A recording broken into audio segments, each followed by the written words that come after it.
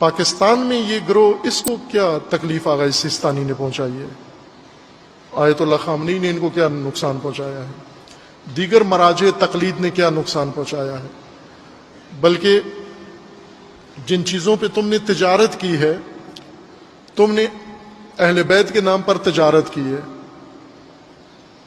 بیچا ہے، اہل بیت کی محبت بیچی ہے، اہل بیت کا نام بیچا ہے، اہل بیت کے مصائب بیچے ہیں، اہل بیت کی تعلیمات کو تحریف کیا ہے تم نے، اور جب وقت آیا اہل بیت کے حرم پہ آنچ آئی تو یہ منافق طبقہ، اہل بیت کے اوپر تجارت کرنے والا طبقہ، ایک دن کے لیے بھی حرم اہل بیت کے دفاع کے لیے نہیں گیا، بلکہ انہوں نے اپنا بغض و کینہ ہی یہیں سے نکالنا شروع کیا۔ سب سے پہلے جو نفرت آمیز انہوں نے گفتگو کی وہ انہی لوگوں کے بارے میں کی جنہوں نے حرم اہل بیت بچایا ہے، جنہوں نے سوریہ کے اندر حضرت زینب کا روزہ بچایا ہے، حضرت رقیہ کا، اہل بیت اطہار کا روزہ بچایا ہے، ان کے اوپر پہلا گستاخانہ حملہ کیا، ان کی توہین کی۔ پھر اس کے بعد جنہوں نے عراق کے اندر کیا ہے، سید حسن نصر اللہ کی، اب یہ تو وہ لوگ ہیں جنہوں نے تشیع کو بچایا ہے، جنہوں نے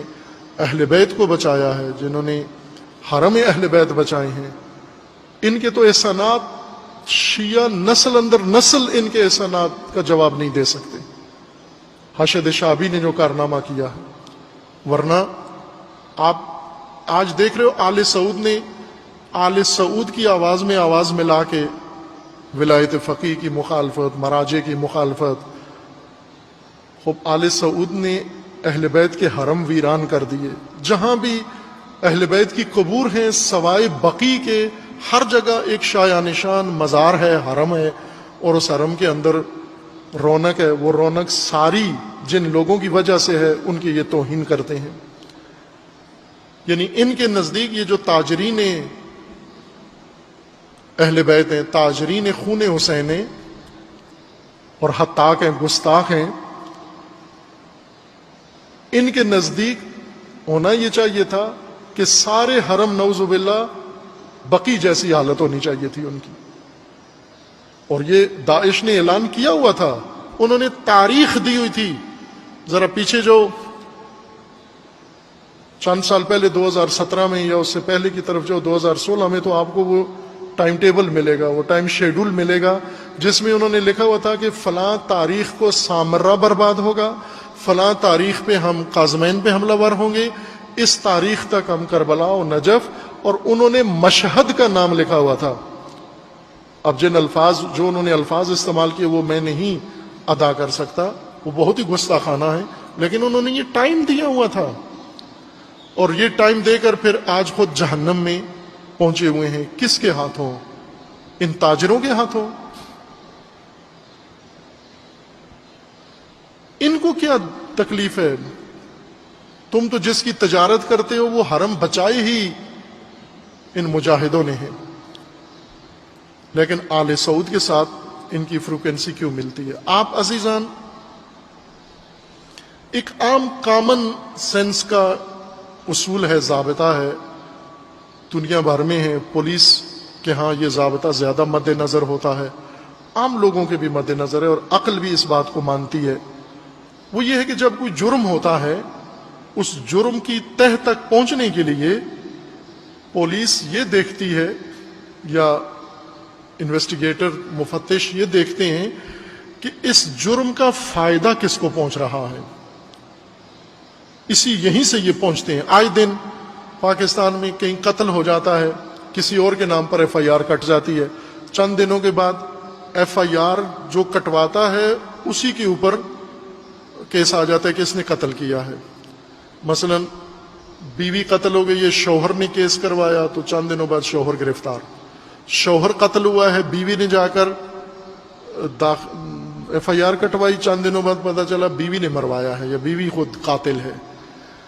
کہاں سے ان کے پاس کوئی جادو کا علم تو نہیں ہے پولیس کے پاس، نہ غیب کا علم ہوتا ہے۔ ان کس ضابطے کے تحت یہ فوراً قاتل تک پہنچ جاتے ہیں؟ اسی ضابطے کے تحت کہ یہ شخص جو قتل ہوا ہے، اس کی جائیداد، اس کی املاک یا اس کے دیگر جو متعلقات ہیں ان کا فائدہ کس کو پہنچ رہا ہے، سب سے بڑا فائدہ کسے ملے گا، جس سے سب سے زیادہ فائدہ پہنچنے کا امکان ہوتا ہے، ان کی نظروں میں پہلا متہم وہی ہوتا ہے، اور اسی کو یہ متمرکز ہو کر اس کے ارد گرد گھیرا تنگ کرتے ہیں، اور آخرکار پتہ چل جاتا ہے کسی نے مارا ہے۔ عموماً ایسے ہوا ہے کہ جرم کا جو فائدہ اٹھانے والا شخص ہے اس کو دیکھا جائے، مراجع تقلید کی توہین کا فائدہ کس کو مل رہا ہے، بینیفیشری کون ہے، آپ اسی کامن سینس کے تحت کریں۔ کوئی بھی مراجع تقلید کی، آیت اللہ سیستانی کی توحید کرے، رہبر معظم کی توہین کرے، کسی اور مرجع کی کرے، فائدہ کس کو ملے گا؟ فائدہ تشیع کو ملے گا، مومنین کو ملے گا، مسلمانوں کو ملے گا، سنیوں کو ملے گا؟ نہ، ان کو کیا فائدہ ملنا ہے؟ پاکستان میں اگر رہبر معظم کی توہین ہو یا مراجع تقلید کی ہو تو سنی پاکستان کے فائدہ اٹھائیں گے، ان کو تو نہیں ملنا۔ آپ یہ دیکھیں فائدہ کس کو ملنا ہے؟ فائدہ جس کو مل رہا ہے وہ اصل مجرم ہے اور وہی کروا رہا ہے۔ ولایت فقیہ کس کے لیے نقصان دہ ہے؟ بن سلمان کے لیے، نیتن یاہو کے لیے، ٹرمپ کے لیے، ان کے لیے ولایت فقیہ نقصان دہ ہے۔ نظام ولایت خوب اگر کسی بھی ملک میں، مثلا یمن میں ولی فقیہ کا حامی کوئی نہ ہو، لبنان میں ولی فقیہ کا حامی کوئی نہ ہو، سوریہ میں ولی فقیہ کا حامی کوئی نہ ہو، عراق میں ولی فقیہ کا حامی کوئی نہ ہو، پاکستان میں، ہندوستان میں ولی فقیہ کا حامی کوئی نہ ہو، اس کا فائدہ کس کو ملنا ہے؟ واضح، روز روشن کی طرح واضح ہے کس کو فائدہ مل رہا ہے؟ اسی مثلث کو ملنا ہے، سیونزم کو ملنا ہے۔ کیوں؟ کہ ولی فقیہ کی طرف سے جو تھریٹ ہے سخت، جس کا وجود خطرے میں ہے، وہ اسرائیل ہے۔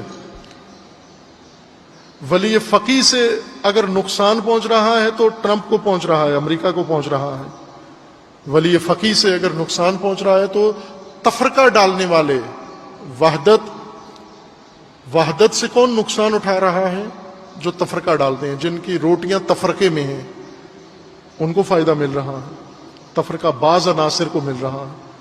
اب اگر کوئی بھی میدان میں آتا ہے، لفظ سے، قلم سے، کسی طرح سے بھی یہ توہین کرتا ہے اگر، تو وہ در حقیقت آپ ہم زمان دیکھ لیں کہ اسی دن 1 جولائی کو شرق